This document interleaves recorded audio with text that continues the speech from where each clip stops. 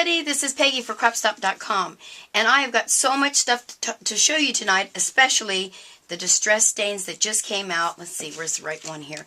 These are the metal ones. There's a tarnished brass, a brushed pewter, and an antiqued bronze. Oh my goodness, I am loving these so much.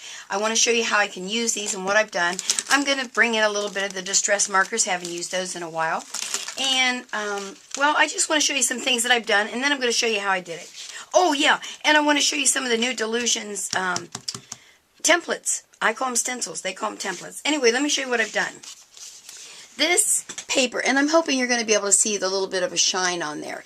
This was just a plain piece of white paper, and I messed up on the back. I flipped it over, and I just did a mixture of the different stains. So I'm going to show you how I did that. Look at this. Is that beauteous or what? Can you kind of see the shimmer? I hope so. Anyway, that's a stamp. I think that's by, oh gosh, I just forgot the name. Stampendous. Yeah, that's Stampendous. And check this out. These are the 3 colors and what they look like on a tag. Look at that. Isn't that cool? And this one, Loving, Loving, and that one. So it's really unique the way that these are designed. The chemist, I guess, at Ranger got it with Tim Holtz, and they came up with a metallic type distress stain that we can actually use, and it mixes with water. I don't know how they did it.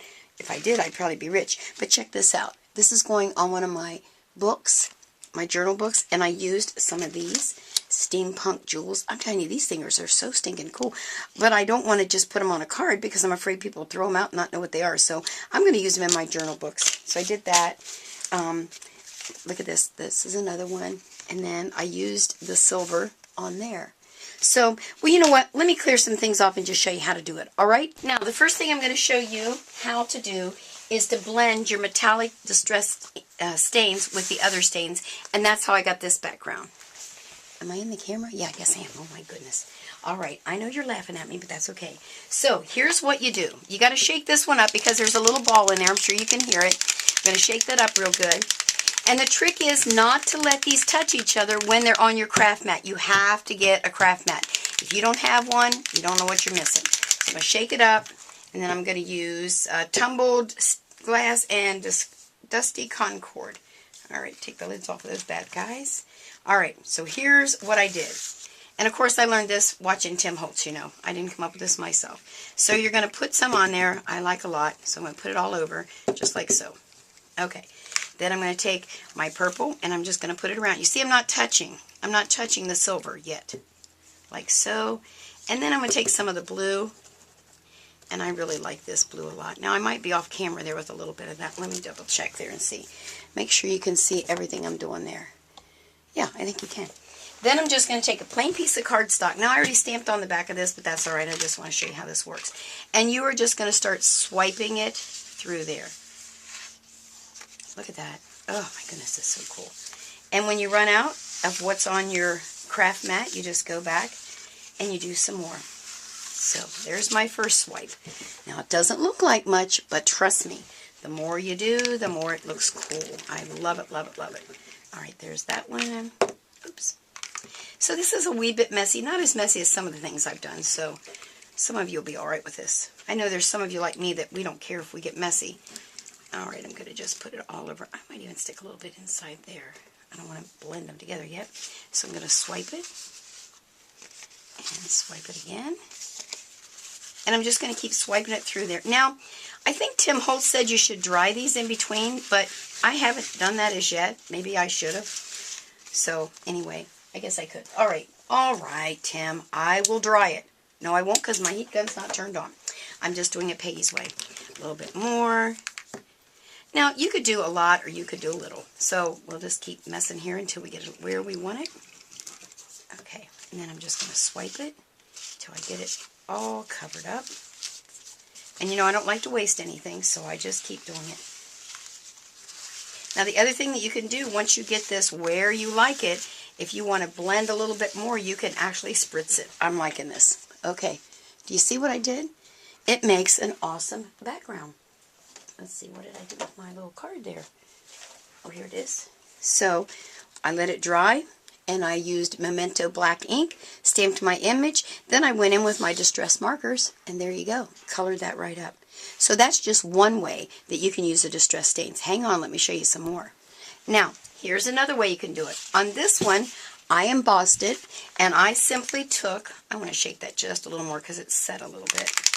I just simply took it and rubbed it right across, like so.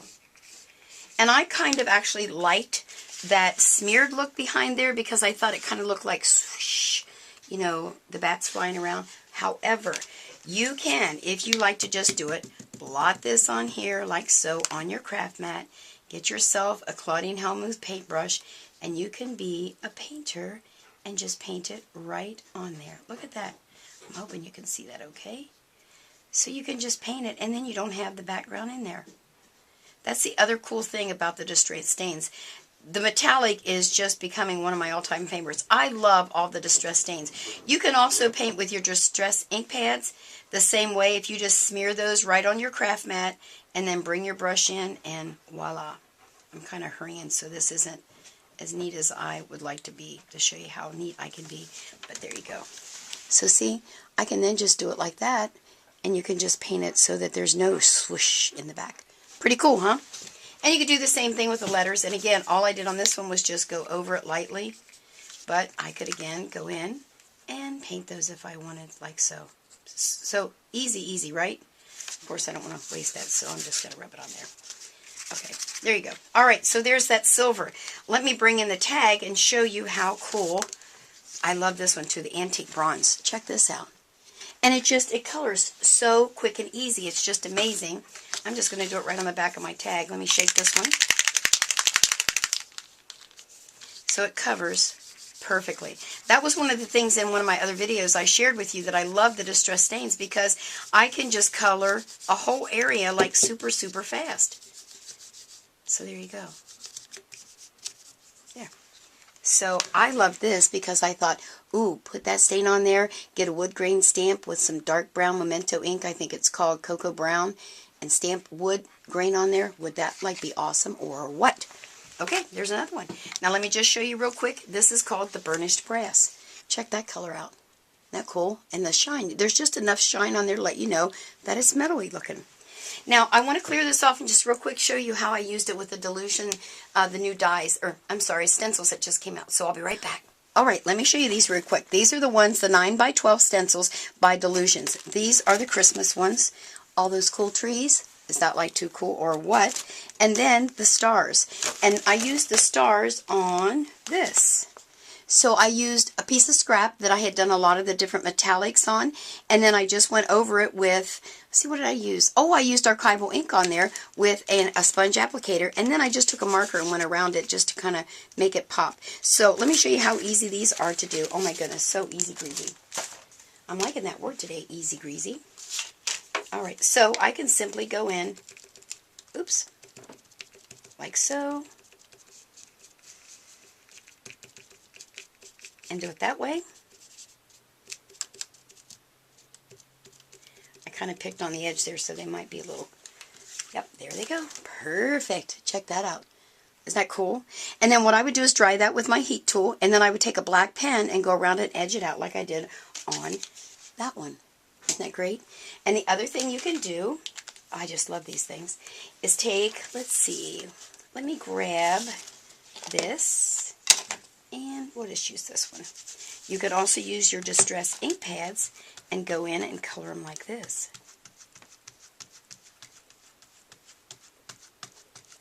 And this is just a scrap piece of paper, so I'm not going to be too worried. Check that out. Is that awesome or what? You could use those on a scrapbook page, on a card, in an art journal. You could use these on your wall if you were like going to do some funky art on your wall. So there are a lot of things that you can do with the distress stains. There's tons you can do with the Dylusions Stencils and the steampunk. I mean, look at this cool stuff. So make sure to drop over to cropstop.com. Check all the distress stuff out. You will love it, I promise. And make sure to tell them now, Peggy sent you. You have a great one. Bye.